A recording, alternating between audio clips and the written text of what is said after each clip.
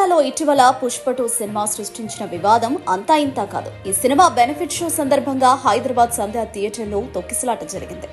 ఈ ఘటనలో రేవతి అనే మహిళ చనిపోయింది. రేవతి మరణం తర్వాత తెలంగాణ ప్రభుత్వం బెనిఫిట్ షోల విషయంలో కఠినంగా ఉంటామని ప్రకటించింది. ముఖ్యంగా రేవంత్ రెడ్డి నిండు శాసనసభలో సంచలన ప్రకటన చేశారు. ఎట్టి పరిస్థితుల్లో బెనిఫిట్ షోలకు అనుమతి ఇచ్చేది లేదని స్పష్టం చేశారు. టికెట్ల రేట్ల పెంపుదలకు తాము అంగీకరించబోమని వెల్లడించారు. దీంతో సినీ పరిశ్రమ ఒక్కసారిగా కుదుపునకు గురైంది. అంతేకాదు, సినిమా పరిశ్రమ పెద్దలు మొత్తం ఒక్కసారిగా ముఖ్యమంత్రి రేవంత్ రెడ్డిని కలిశారు. తమ సమస్యలను చెప్పుకున్నారు. అయినప్పటికీ ముఖ్యమంత్రి రేవంత్ రెడ్డి వారికి ఎటువంటి వరాలు ప్రకటించలేదు. అయితే బెనిఫిట్ షోల విషయంలో టికెట్ల రేట్ల పెంపుదల విషయంలో తాము ఎటువంటి సానుకూల నిర్ణయాన్ని ప్రకటించబోమని చెప్పిన రేవంత్ రెడ్డి చివరికి బెనిఫిట్ షోల విషయంలో టికెట్ల రేట్ల పెంపుదల విషయంలో యూటర్న్ తీసుకున్నారు. త్వరలో విడుదలయ్యే గేమ్ చేంజర్ సినిమా టికెట్ రేట్లను పెంచుకునేందుకు తెలంగాణ ప్రభుత్వం అవకాశం కల్పించింది. బెనిఫిట్ షోలు కూడా వేసుకోవచ్చని స్పష్టం చేసింది. ఈ చిత్రానికి నిర్మాతగా దిల్ రాజు ఉన్నారు. ఆయన ప్రస్తుతం Telangana film federation corporation chairman గా ఉన్నారు. గేమ్ చేంజర్ సినిమాకు సంబంధించి తెలంగాణ ప్రభుత్వం తీసుకున్న నిర్ణయాన్ని సోషల్ మీడియా వేదికగా పలువురు తప్పుపడుతున్నప్పటికీ ఈ విషయంపై తొలిసారిగా నేరుగా స్పందించారు ప్రజాశాంతి పార్టీ అధ్యక్షుడు కె పాల్. సోషల్ మీడియాలో ఆయన ఒక వీడియో విడుదల చేశారు. ఈ సందర్భంగా పలు కీలక వ్యాఖ్యలు చేశారు. తెలంగాణ ముఖ్యమంత్రి రేవంత్ రెడ్డి డ్రామా ఒకసారిగా బయటకొచ్చింది. మొన్ననే అల్లు అర్జున్ మీద కేసు పెట్టారు. సంధ్య థియేటర్ ఘటనను తప్పుపట్టారు. తెలంగాణలో బెనిఫిట్ షోలకు పర్మిషన్ ఇవ్వబోమని చెప్పారు. టికెట్ రేట్లను పెంచమని ప్రకటించారు. మరిప్పుడు గేమ్ చేంజర్ సినిమాకు టికెట్ రేట్లను పెంచి బెనిఫిట్ షోలకు పర్మిషన్ ఎందుకిచ్చారు? నీకు తెలంగాణ ప్రజల మీద చిత్తశుద్ధి ఉంటే బెనిఫిట్ షోలను రద్దు చేయి. నీకు 100 కోట్లు 1000 కోట్లు డీల్ ఇచ్చారా అంటూ పాల్ ప్రశ్నించారు.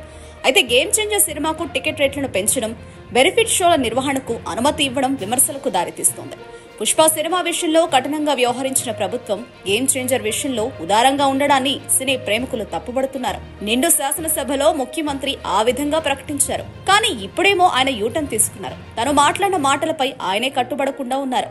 ఇలా అయితే ప్రజలకు ఎలాంటి సమాధానం చెబుతారు? ఇవన్నీ ప్రభుత్వానికి ఇబ్బంది కలిగిస్తాయని సినీ ప్రేమికులు అంటున్నారు.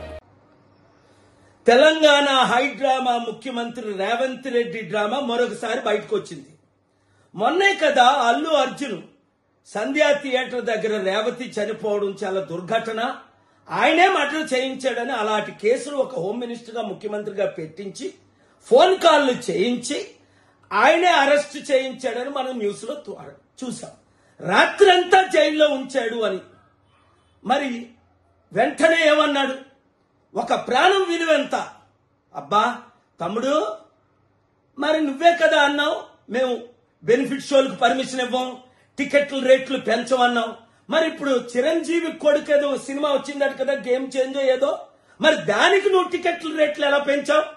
బెనిఫిట్ షోలు ఎలాగిచ్చావు? రోజుకి 4 నుంచి 6.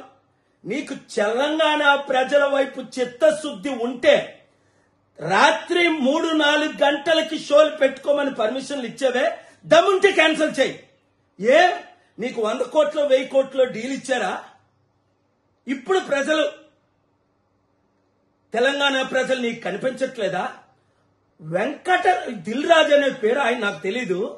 ఆయన మీ బంధువు అట, మిత్రువు అట, వెంకట రమణారెడ్డి అట. అంటే ఒక రెడ్డి వచ్చి ఈ రెడ్డితో మాట్లాడితే మీరు డీల్స్ చేసుకుంటారా? తెలంగాణ ప్రజలారా, తెలుగు ప్రజలారా, చిత్తశుద్ధి ఉన్నవారంతా రేవంత్ రెడ్డి ముఖ్యమంత్రిగా ఉంటుండగానే తెలంగాణ సర్పంచులను చిత్తుగా కాంగ్రెస్ తరఫున పోటీ చేసిన వాళ్ళు ఓడిద్దాం. మన బీసీ ఎస్సీ ఎస్టీ క్రిస్టియన్ ముస్లిం సత్తా ఈ రెడ్లకి చూపిద్దాం. మన రాష్ట్రాలను మనం కాపాడుకుందాం. ఈ వీడియో అందరికీ షేర్ చేయండి.